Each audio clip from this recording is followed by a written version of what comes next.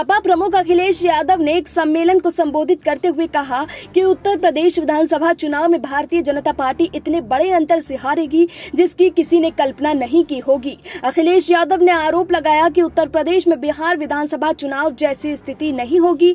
वहां तो महागठबंधन की सरकार बन रही थी, लेकिन बीजेपी ने सत्ता छीन ली। उन्होंने कहा कि उत्तर प्रदेश विधानसभा चुनाव में बीजेपी इतने बड़े अंतर से हारेगी जिसकी किसी ने कल्पना भी नहीं की होगी। सपा 350 से ज्यादा सीटें जीतेगी। उन्होंने कहा कि केंद्र सरकार ने राज्यसभा में बहुमत नहीं होने के बावजूद 3 कृषि कानून जबरन पारित कर दिए हैं। ईवीएम पर पूछे गए सवाल पर उन्होंने कहा कि ईवीएम के बारे में मैं आज भी कह रहा हूं कि उस पर किसी को भरोसा नहीं है।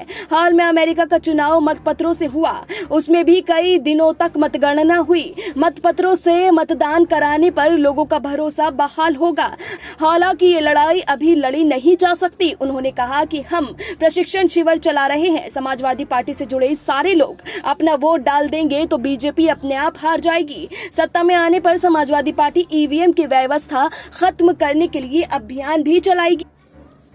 साथ ही अखिलेश ने सदन के भीतर सरकार अपनी गरिमा खो चुकी है। सदन के भीतर सरकार की भाषा बदल गई है। इससे मालूम चलता है कि अब सरकार जाने वाली है। लोकतंत्र में ठोक दो की भाषा नहीं हो सकती। संस्थाओं को खत्म करने का काम इससे पहले कभी नहीं हुआ। सरकार को विपक्ष की कोई परवाह नहीं। उन्होंने कहा कि बुंदेलखंड के किसानों के साथ सरकार ने धोखेबाजी की। झांसी, महोबा, ललितपुर के किसान लगातार आत्महत्या कर रहे हैं, लेकिन उनकी कोई सुनवाई नहीं हो रही। सरकार ने कर्ज माफी का वादा किया है, वो भी अभी तक पूरा नहीं हो पाया है। जनता सरकार से उब चुकी है। आने वाले चुनाव में वो हटाने की काम करेगी जरूर, लेकिन अब देखना होगा कि अखिलेश यादव का ये दावा योगी सरकार के लिए कितना सही साबित होता है। Bureau report SPN9 news.